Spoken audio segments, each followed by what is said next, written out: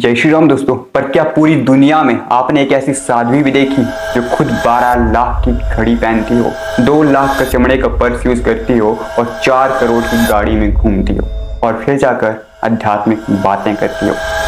जया किशोरी कोई संत साधु या साध्वी नहीं है। ये मत भागो, सरस्वती के पीछे भागो। लग सब त्याग दो, हमने नहीं त्यागा तो हम आपको कैसे बोले। यहाँ कितने ऐसे हैं जिन्हें पता है कि ठाकुर जी मोर पाक क्यों लगाते हैं। उन्हें पवित्रता पसंद है। मोर कभी भी शारीरिक संभोग नहीं करते। क्या मेरी बात पे भी आंख बंद करके अपना रिसर्च आप? एक्चुअली ये हैं जया किशोरी जी, जिन्हें लोग कथावाचक कहते हैं, लेकिन सिर्फ लोग कहते हैं, मैं नहीं कहता, क्योंकि मैं इन्हें मानता हूँ एक बिजनेस वूमैन और एक आर्टिस्ट।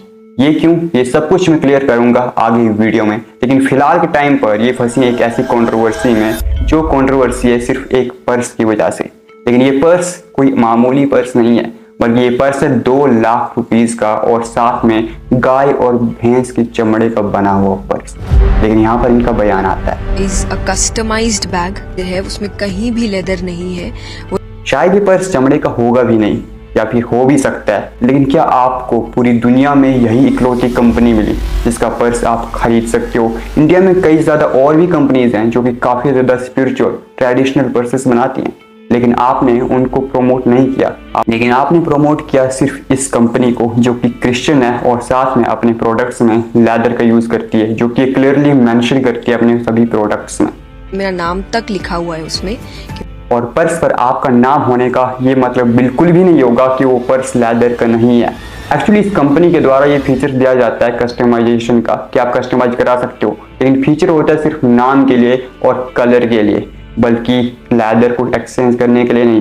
लेदर तो यूज होगा ही होगा। लेकिन ये बात अलग हो सकती है कि जया किशोरी जी को यहाँ पर कुछ पर्सनल ट्रीटमेंट मिला हो, कुछ स्पेशल ट्रीटमेंट मिला हो। लेकिन एक बात मैं आपको भी यहाँ पर क्लियर कर देना चाहता हूँ कि मुझे इनकी पर्सनल लाइफ से बिल्कुल भी दिक्कत नहीं है।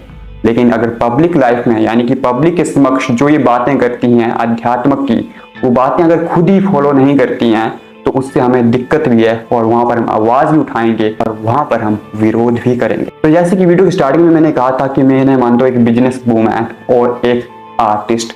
तो बिजनेस वूमैन क्यों? एक्चुअली इनकी बिजनेस करियर की शुरुआत हो गई थी 7 साल की उम्र में। जी हाँ, मैं बिल्कुल सही बोल रहा हूँ। तो मैं ये भजन गाती थी, लेकिन जब इनकी फैमिली को पता चला कि भजन गाने से कुछ नहीं बनेगा, तो इन्होंने कथा करना भी शुरू कर दिया। और इस वीडियो को देखो, ये क्या कहती हैं यहाँ पर। नहीं बोलेगा जय, उसकी होगी छोरी 6। कभी मौका मिलता है जो बोलेगा उसके लड़का होगा, और जो नहीं लड़की नहीं 6। यहाँ पर ये कहती हैं कि जो जय बोलेगा उसके घर लड़का पैदा होगा, और जो जय नहीं बोलेगा उसके घर लड़की पैदा होगी। यानी लड़की को इस नज़र से देख रही हैं, जबकि हमारे हिंदू धर्म में लड़कियों को देवी का दर्जा दिया जाता है। लेकिन यहाँ पर इनकी भी कोई गलती नहीं है, क्योंकि यहाँ पर ये खुद भी कहती हैं कि मेरी बातों को सीरियसली मत लिया करो। क्या मेरी बात पे भी आंख बंद करके अपना रिसर्च आप? विश्वास मत किया करो, रिसर्च किया करो। यानी कि समझो कि आप किसी मैथ्स के टीचर के पास जा रहे हो मैथ्स सीखने के लिए, और आप सीख भी लेते हो, लेकिन आप पेपर में फेल हो जाते हो। फिर आकर वो टीचर कहता है कि भाई मेरे ऊपर विश्वास मत कर, तू खुद की रिसर्च कर, खुद से सीख। और वही बात यहाँ पर आई, अगर आपको प्रॉपर ज्ञान नहीं है हिंदू धर्म का, तो आप ज्ञान बांट क्यों रहे हो? तो इस तरीके से ये हिंदू धर्म का यूज़ करके बिजनेस कर रहे हैं। लेकिन यही नहीं, ये खुद के प्रोडक्ट भी अपनी खुद की वेबसाइट पर सेल करते हैं। यानी इस सब से ये तो स्पष्ट हो जाता है कि ये केवल धर्म का प्रचार एवं प्रसार नहीं करना चाहते हैं, बल्कि खुद का बिजनेस भी करना चाहते हैं। और जो दूसरी चीज़ मैंने बताया कि ये एक आर्टिस्ट हैं। एक्चुअली आपके अंदर अगर कोई भी टैलेंट है, जैसे कि नाचने का, गाने का, एक्टिंग का या फिर स्पीकिंग का, तो आप उस टैलेंट को अपना प्रोफेशन बना सकते हो और उससे पैसे भी कमा सकते हो, और फिर आप एक आर्टिस्ट होंगे। और इनके केस में भी सिमिलर है, क्योंकि इनके पास काफ़ी ज़्यादा अच्छी कम्युनिकेशन स्किल है। ये आसानी से लोगों को मैनिपुलेट कर लेती है, आसानी से लोगों के अंदर विश्वास बिठा देती है कि वो जो भी बोल रही है वो बिल्कुल सच है और उसके अलावा कुछ भी सच नहीं है।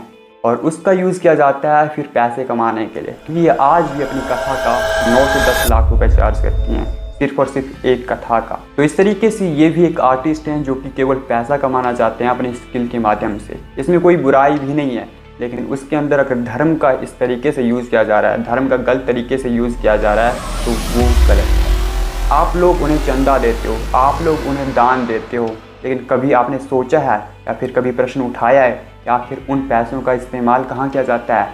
बिल्कुल भी नहीं, क्योंकि आप तो एक साध्वी को दान दे रहे हो। लेकिन अफसोस की बात तो यहाँ पर यह है कि वो खुद भी खुद को साध्वी नहीं मानती हैं। साधु साध्वी नहीं हूँ। वो कहती हैं कि वो तो एक आम लड़की हैं। मैं एक नॉर्मल लड़की हूँ, नॉर्मल घर में रहती हूँ। तो आम लड़की की तरह बिजनेस करो ना, कोई अच्छा बिजनेस करो। धर्म को ही क्यों निशाना बनाया जा रहा है? इस वीडियो के एंड में मैं इतना ही कहना चाहूँगा दोस्तों कि गलती इनकी ही नहीं है, बल्कि गलती हम सभी लोगों की है, क्योंकि हमने अपनी क्रिटिकल थिंकिंग को उतना बढ़ावा ही नहीं दिया। इसने जो कुछ कहा हमने वो सब कुछ मान लिया, और जहाँ पर धर्म की बात आई वहाँ पर तो हमने आंखें बंद करके सब कुछ मान लिया। तो गलती केवल इनकी नहीं है, गलती हमारी भी है, क्योंकि हजारों बाबे आएंगे, हजारों ऐसी साथियाँ आएंगी, या सबको रोस्ट करते रहेंगे या सबके ऊपर वीडियोस बनाते रहेंगे। जब तक हम खुद को नहीं बदलेंगे तब तक हम किसी को नहीं बदल सकते हैं। और आज की वीडियो में इतना ही। धन्यवाद।